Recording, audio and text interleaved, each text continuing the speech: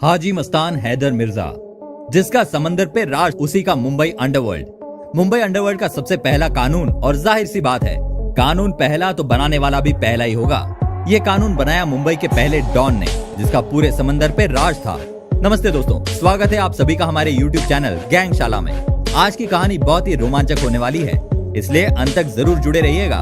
तो बढ़ते हैं कहानी की ओर। मुंबई के समंदर पे राज करने वाला, मुंबई अंडरवर्ल्ड का पहला डॉन और मुंबई अंडरवर्ल्ड की नींव रचने वाला, सुनकर आप में बहुत से लोग समझ ही गए होंगे।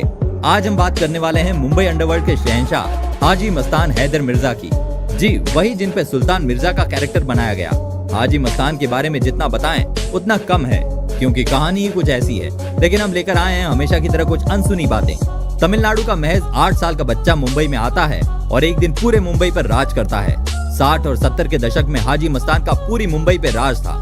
आपने अब तक जितनी भी बॉलीवुड की अंडरवर्ल्ड फिल्में देखी होगी, उनमें से कुछ ही प्रतिशत फिल्मों में आपने हाजी मस्तान का जिक्र या झलक नहीं पाई होगी। उस वक्त की अंडरवर्ल्ड की हर कहानी हाजी मस्तान के बिना अधूरी है।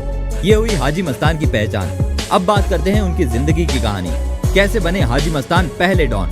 मस्तान का जन्म 1 मार्च 1926 को कुटलोर जिला तमिलनाडु में हुआ। मस्तान मुंबई चले आए तब सिर्फ 8 साल के थे। मुंबई के क्रॉफोर्ड मार्केट में अपने पिताजी के साथ साइकिल बनाने की दुकान खोली और मुंबई के व्यापार की दुनिया में महज 8 साल की उम्र में पहला कदम रखा। 1944 में मस्तान मुंबई डॉक में कूली का काम करने लगे। मेहनत और मिलजुल कर रहने की आदत से मस्तान सबसे अच्छा रिश्ता या कम से कम जान पहचान तो रखता ही था। हुसैन जैदी ने लिखी हुई मुंबई अंडरवर्ल्ड की मशहूर किताब डोंगरी टू दुबई में इस दौर का मस्तान का एक किस्सा लिखा हुआ है। मस्तान जब मुंबई डॉक में काम करते थे तब वहाँ बहुत से अरबी आते थे। कहा जाता है उस वक्त वे एक दूसरे से बात करने के लिए उर्दू भाषा इस्तेमाल करते थे। इन अरबियों से मस्तान की जान पहचान हुई। उन अरबियों में से एक थे शेख मोहम्मद अल गालिब। मस्तान और गालिब में दोस्ती हुई और कुछ ही समय में दोनों काफी अच्छे दोस्त बन गए। गालिब ने भरोसा करके मस्तान को कुछ सोने के बिस्किट दिए और गेट पार करके बाहर वापस करने कहा। मस्तान ने वो बिस्किट पगड़ी में छिपाए और बाहर आके उन्हें लौटा दिए। ये थी मस्तान की जिंदगी की पहली स्मगलिंग यानी तस्करी। गालिब का भरोसा मस्तान ने जीत ही लिया था, तो आए दिन की ये आम बात हो गई थी। कुछ महीनों तक गालिब मस्तान को सोने के छोटे छोटे बिस्किट देता रहा और मस्तान उन्हें बाहर जाके वापस करता रहा। कुछ महीनों बाद गालिब ने मस्तान को सोने के बिस्किट से भरा हुआ एक बक्सा दिया। मस्तान ने होशियारी से वो बाहर लाया और बाहर गालिब को लौटाने की कोशिश करते उससे पहले गालिब को पुलिस ने पकड़ लिया। 3 साल तक इन बिस्किट का क्या हुआ ये बात किसी को पता नहीं। 3 साल बाद जब गालिब जेल से छूटे तब मस्तान को उनके सोने के बारे में पूछा। मस्तान इस सवाल का जवाब देने के लिए गालिब को सीधा अपने घर ले आए और वो सोने का बक्सा उन्हें थमा दिया। गालिब समझ नहीं पाए कि वो बोले तो क्या बोले। इतने हक्का बक्का रह गए इस सोच में कि कैसे कोई आदमी 3 साल में सोने के एक टुकड़े को भी हाथ न लगाए और एक झोपड़े में हिफाजत भी करे और किसी को कानो कान खबर भी नहीं। गालिब बहुत चौंक गए थे, क्योंकि उन्हें लगा था कि कोई भी इतना सोना लेकर फरार भी हो जाए तो जिंदगी आराम से गुजार सकता है। और मस्तान ने 3 साल तक वफादारी से उस सोने की हिफाजत की। गालिब मस्तान की ईमानदारी से बेहद खुश हुआ और उसने मस्तान को गले लगा लिया। गालिब ने मस्तान को अपना पार्टनर बना लिया। ये थी मस्तान की पहली सीढ़ी। इसके बाद मस्तान की जिंदगी में बदलाव आने लगा। गालिब का पार्टनर होने का रुतबा तो था ही, लेकिन मस्तान को इस चीज का घमंड नहीं था, क्योंकि उन्हें शौक था जरूरतमंदों को मदद करना। माझगांव डॉक में गुंडागर्दी का माहौल था। वहाँ के लोकल गुंडे शेर खान की दहशत होने के कारण वो मजदूरों से हफ्ता लेता था। मस्तान को ये बात जरा भी मंजूर नहीं थी, क्योंकि 12-15 रुपए कमाने वाला इंसान इन गुंडों को रोज का 1 रुपया क्यों दे। मस्तान ने शेर खान के खिलाफ जाने की गुजारिश सभी मजदूरों से की, लेकिन उसकी दहशत की वजह से किसी ने भी ये हिम्मत नहीं की, सिवाय एक आदमी के। उसने कहा कि पहल करोगे तो मैं साथ खड़ा रहूंगा। मस्तान ने आगे की एक न सोची और उस एक आदमी के साथ मिलकर दोनों शेर खान के गुंडों के सामने लकड़ी और लोहे का रॉड लेकर खड़े हो गए। दोनों ने मिलकर उन 4-5 गुंडों की जमकर धुलाई की। गुंडों की हालत देखकर बाकी मजदूरों को हौसला मिला कि 2 लोग ये कर सकते हैं तो सब मिलकर क्यों नहीं कर पाएंगे। सभी मजदूरों ने हिम्मत जुटाई और मस्तान के साथ जुड़ गए। मस्तान का रुतबा और बढ़ गया और अब उनके साथियों की गिनती बढ़ने लगी। दोस्तों, आपको ये बात जानकर हैरानी होगी कि सिर्फ सुल्तान मिर्जा का ही नहीं, तो एक और किरदार हाजी मस्तान पे बनाया गया था। ये डॉग का वाकया 1975 में रिलीज हुई अमिताभ बच्चन की मशहूर फिल्म दीवार में दर्शाया गया है। इस बात का जिक्र किया है उनके गोद लिए हुए लड़के सुंदर शेखर ने। सुंदर ये भी बताते हैं कि ये किरदार को समझने के लिए दीवार फिल्म के लेखक सलीम और हीरो अमिताभ बच्चन हाजी मस्तान से मिलने आते थे। सुंदर आगे बताते हैं कि उस वक्त के सारे हीरो से हाजी मस्तान की बहुत अच्छी दोस्ती थी। मस्तान बॉलीवुड से काफी आकर्षित थे। उन्होंने कई फिल्मों में पैसा भी लगाया था और एक स्ट्रगलिंग एक्ट्रेस सोना से शादी भी बनाई है। मस्तान एक ऐसा डॉन था जिसने कभी हाथ में बंदूक नहीं ली, लेकिन तस्करी में ऐसे लोगों की जरूरत पड़ने पर मस्तान गैंगस्टर वरदराजन मुदलियार के सहारे ऐसे काम को अंजाम देते थे। वरदराजन की चलती थी वर्सोवा, वसई और विरार में, लेकिन वरदा और मस्तान के मुलाकात की कहानी भी कम मजेदार नहीं।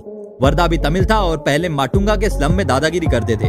अवैध शराब का व्यापार, डॉग से चोरी, ऐसे काम करते थे। एक बार वरदा डॉग में चोरी करते हुए पकड़ा गया।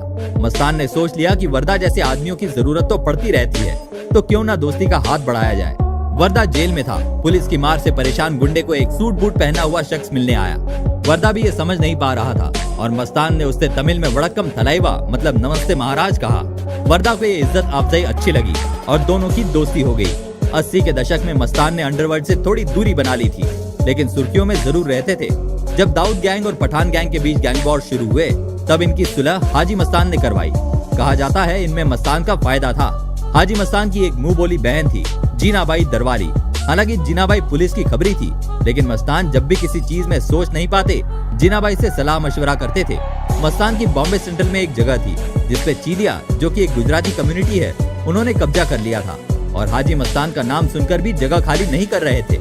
चीलिया वहाँ काफी ताकतवर थे, अपनी ताकत से जोर दिखा सकते थे, तो जीनाबाई ने मस्तान को सलाह देते हुए एक बड़ी पुरानी कहावत का इस्तेमाल किया। जीनाबाई ने जमीन पर एक लकीर खींची और बिना उसे मिटाए उसे छोटा करने का रास्ता पूछा। मस्तान कुछ समझ नहीं पाए और जीनाबाई से नाराज हुए, तो जीनाबाई ने कहा दोनों का हल एक ही है कि उससे बड़ी लकीर बनाई जाए, तो ही वो लकीर छोटी होगी। जीनाबाई ने मस्तान को पठान गैंग और दाऊद गैंग को मिलाने की सलाह दी ताकि चीलिया गैंग को हराया जाए। इसलिए हाजी मस्तान ने दोनों में सुलह करवाई और हुआ वही जो हाजी मस्तान को चाहिए था। वो जगह हाजी मस्तान के हवाले कर दी गई। खालिद जाहिद नामक एक उर्दू पत्रकार थे जिनके मस्तान से अच्छे ताल्लुक थे। खालिद जब मस्तान के साथ बनारस गए थे, वहाँ का मजेदार किस्सा सुनाते हैं। बनारस की दाल मंडी में एक बार मस्तान ठहर गए। सुबह हर जगह ये बात फैल गई कि हाजी मस्तान यहाँ आए हुए हैं और लोगों की भीड़ होने लगी। खालिद बहुत उत्सुक थे कि वे लोगों को देखे, इसलिए वे होटल से नीचे उतरे और लोगों के बीच जा मिले। वहाँ उन्होंने अजीब अफवाहें सुनी, जिनमें से एक थी कि हाजी मस्तान ऐसे महल में रहते हैं जिसके 365 दरवाजे हैं और हर दरवाजे पर एक कार खड़ी रहती है। जिस भी कार से हाजी मस्तान सुबह निकले, रात को वो कार बेच के गरीबों में पैसा बांटा जाता है। खालिद ने इस मनोरंजक किस्से को मशहूर किया एक कहानी के तौर पर उनके न्यूज़पेपर में, जिससे हाजी मस्तान नाराज हुए। आगे खालिद बताते हैं कि 80 के दशक में हाजी मस्तान अंडरवर्ल्ड से दूरी बनाने की वजह थी वो बदलता माहौल। लगभग 20 नए गैंग्स बन चुके थे और उनकी ताकतें बढ़ने लगी थी। हाजी मस्तान की ताकत में इजाफा आने लगा था। अब हाजी मस्तान के नाम की वो दहशत कम होती जा रही थी।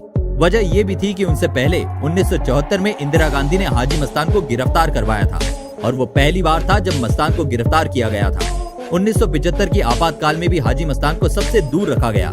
इसी दौरान हाजी मस्तान की मुलाकात हुई विजय प्रकाश नारायण से और राजनीति का रास्ता खुल गया।